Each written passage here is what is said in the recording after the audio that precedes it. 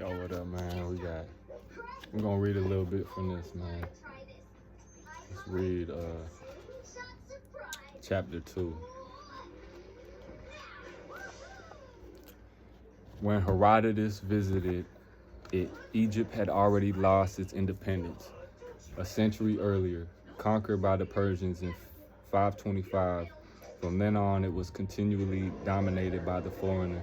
After the Persians came the Macedonians under Alexander, 333 BC, the Romans under Julius Caesar, 50 BC, the Arabs in the 7th century, the Turks in the 16th century, the French with Napoleon, then the English at the end of the 19th century. Ruined by all these successive invasions, Egypt, the cradle of civilization for 10,000 years while the rest of the world was steeped in barbarism, would no longer play a political role. Nevertheless, it would long continue to initiate the younger Mediterranean peoples, Greeks and Romans among others, into the enlightenment of civilization. Throughout antiquity, it will remain the classic land where the Mediterranean peoples went on pilgrimages to drink at the fount of scientific, religious, moral, and social knowledge, the most ancient such knowledge that mankind has acquired. Thus, all around the periphery of the Mediterranean, new civilizations have been built, one after the other, benefiting from the many advantages of the Mediterranean, a veritable crossroads in the world's best location. These new civilizations have evolved mainly toward materialistic and technical development.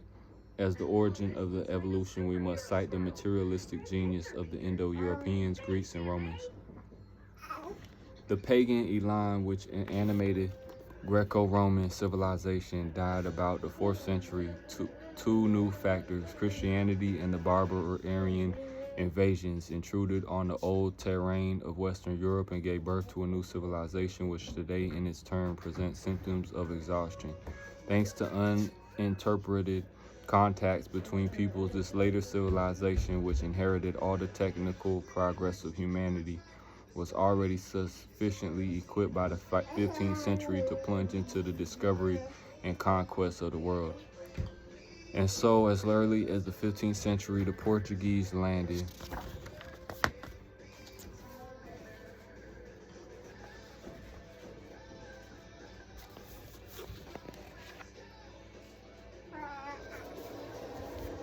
This book is it's a common book, you know what I'm saying, but it's a good book, you know what I'm saying.